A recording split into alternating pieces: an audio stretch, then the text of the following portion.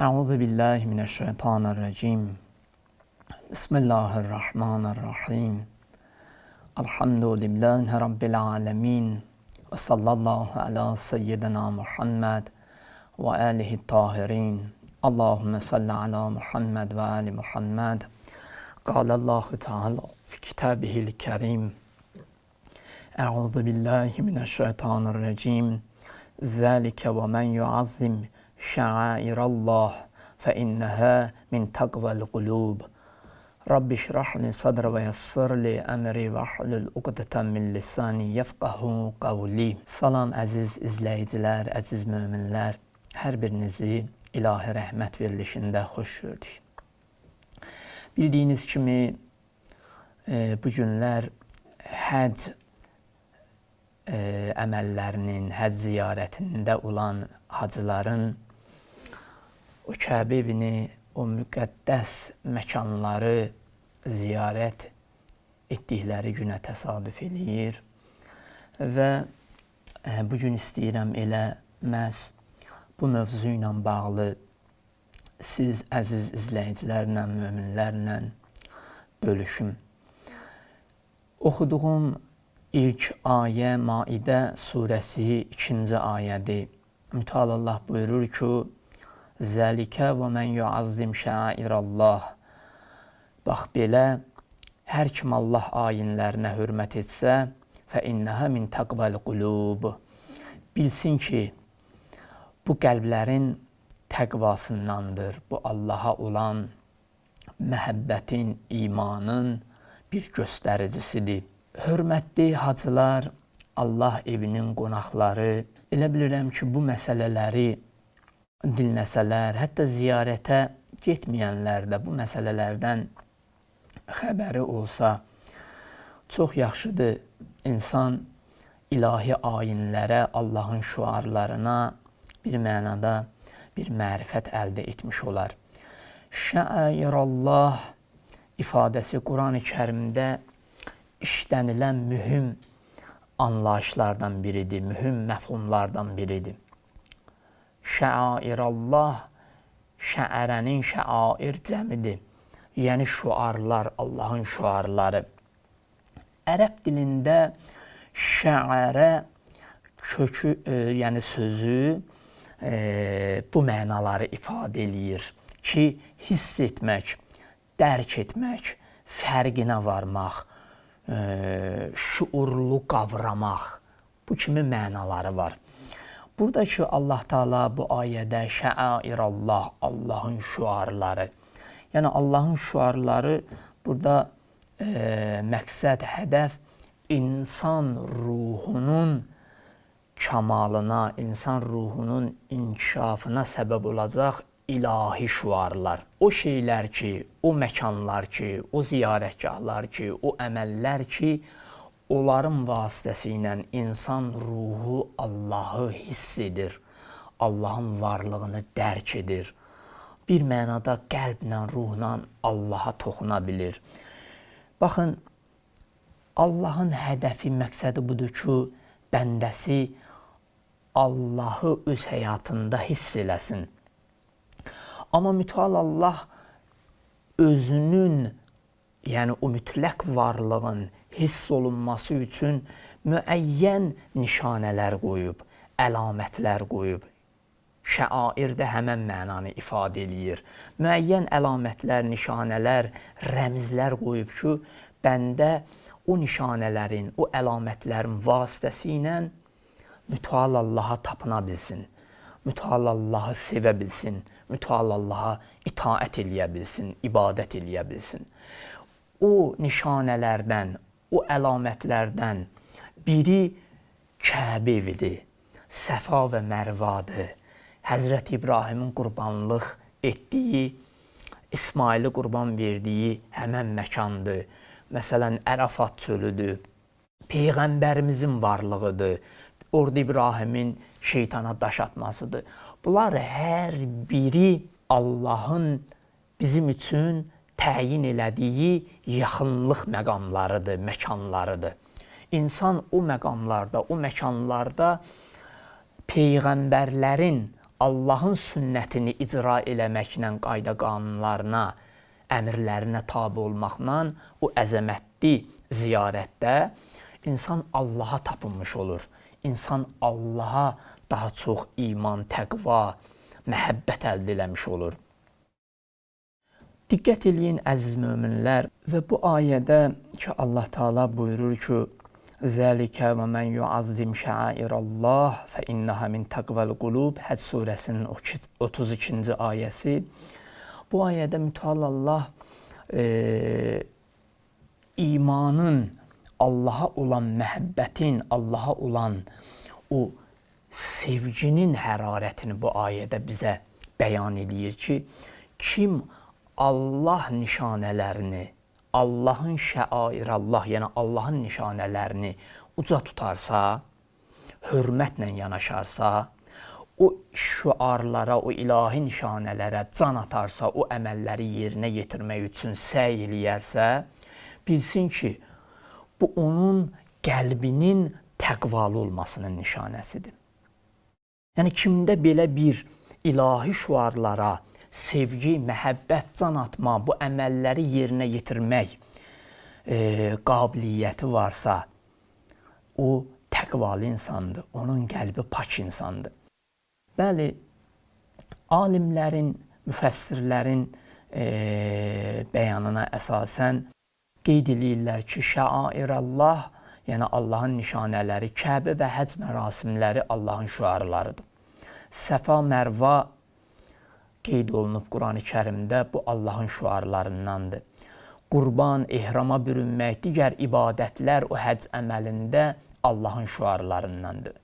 Ümumiyyətlə, Allahı xatırladan, Allahı yad etmək bizə o şeylər ki, o əməllər ki, bizə Allahı xatırladır, Allahı yad elətdirir, onlar hər biri Allahın şüarlarındandır. Əhl-i Beyt əleyhissalamın varlığı, onların ziyarəti, ilahi övliyalar, ata-ana məhəbbəti, onlara itaət, övlad sevgisi, övlad tərbiyəsi, bunlar hər biri Allahın şüarlarındandır. Çünki onların hər biri insana Allahı xatırladır, Allaha yaxınlaşdırır. Bir məna da budur ki, şəairallah dedikdə, Allahın şüarları dedikdə, yalnız zahiri əməllər nəzərə çarpmamalıdır. Yəni, ancaq zahirə baxmamalıyıq.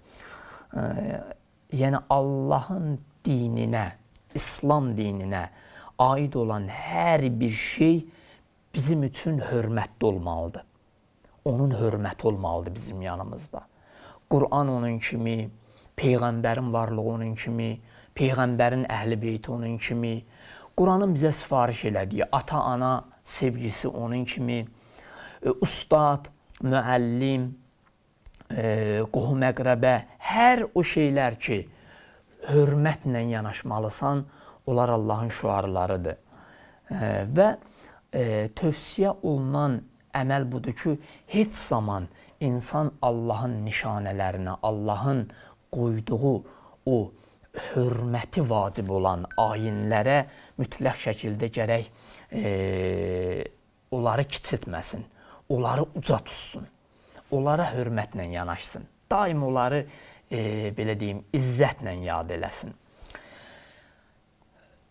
Baxın, qəlbdə təqva hissini yaradan Allahın bu qaydalarına əməl eləməkdir. Yəni, biz bu qaydalara əməl eləməklə qəlbimizdə, belə deyim də, iman, təqva toxumu əkmiş oluruq. Bizim artıq mənəvi hisslərimiz, insani keyfiyyətlərimiz aşkara çıxır. Ona görə mütəal Allah bu qaydaları bizə vacib eləyib. Məsələn, get Allah evinin başına fırlan, get Səfa Mərvədə qaç və yaxud ehrama bürün, saçını kəsdir, qurban kəs, şeytana daş at. Bu ayinlərin hər birində Allahın hədəfi, məqsədi budur ki, insan səadətə çatsın. İnsan bu əməlləri yerinə yetirməklə Allahı öz həyatına daxil eləsin. Yəni Allah əmr və qadağaları ilə öz həyatını belə deyim, bünövrə eləsin, öz həyatını qursun. Ona görə Allah Taala digər bir ayədə buyurur ki: "Ya eyyuhellezine amanu" ey iman gətirənlər, "la tuhillu şa'irallah və le'ş-şehrel haram və le'l-hadiyə və le'l-qalaidə və le'minel beytel haram." Ey iman gətirənlər, Allahın xitab etdiyi kəslər iman əhlidir. Onlar ki, Allaha, onun kitabına, onun peyğəmbərinə, o dəyərlərə iman gətirib. Buyurur ki, ey iman gətirənlər, Allah nişanələrinə, haram aylara, qurbanlığa və yaxud da digər o hörməti qorunub saxlanılan ayı, Ramazan ayı, Məhərrəm ayı, digər o hörməti, ehtiramı olunacaq aylara. Deyir ki, onlara hörmətlə yanaşın. Onlara hörmətlə yanaşın. Rəbbindən lütf və razılıq diləyən Beytül Hərəm zavvarlarına hörmətsizlik etməyin. Yəni, onlar ki, Allah evinin ziyarətinə gəliblər, Allah evinin başına yığışıblar, onları hörmətlə qarşılayın, onlara xidmət eləyin, onların canın, malın qoruyun. Çünki onlar hörmətli insanlardır, onlar Allah qonaqlarıdır. Allah evinin ziyarətinə gələnləri hörmətlə qarşılayın, onlara heç bir hörmətsizlik eləməyin. Bu, Mütəal Allahın mübarək ayəsidir. Amma bir neçə hədisə işarə eləmək istəyirəm.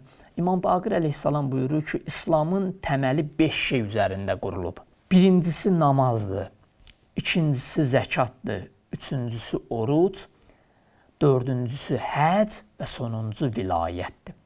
İslamın təməli bu 5 şeyin üzərində qurulub ki, o 5 şeydən biri həmən həc əməlidir, həc ziyarətidir. Ki, İslamın təməli bu şeylərdə qurulubdur. Həcc əməli Allahın, belə deyim, bəndələri üçün təyin elədiyi o xoşbəxtçiliyi, o səadəti, o ləzzəti bərpa eləyir, öhdəsini alır. Həcc ziyarətində insan ruhu, qəlbi paklanır.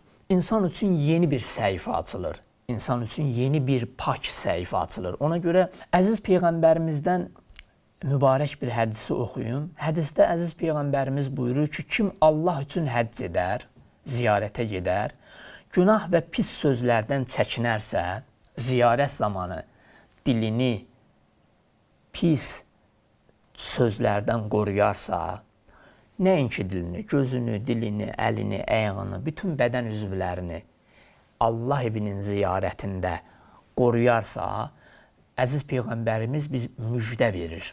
Buyurur ki, anadan doğulduğu kimi günahsız həcdən qayıdar. Görün, nə qədər bu həcc ziyarətinin fəziləti böyükdür.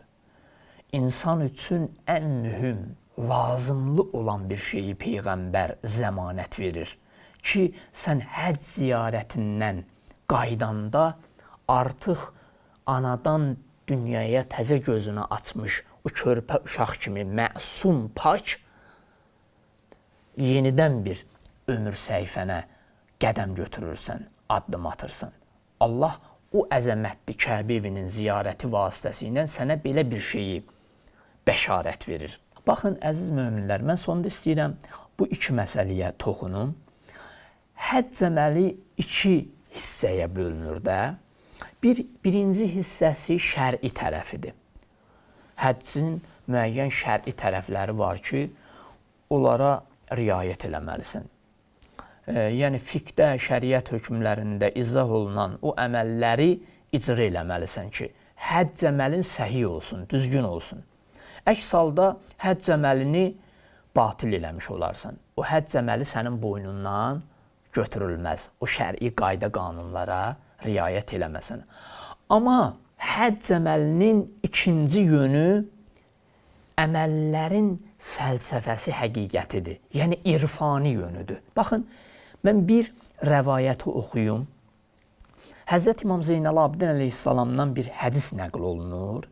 Deyir, İmam Zeynalabdin əleyhissalam həcdən qayıdır.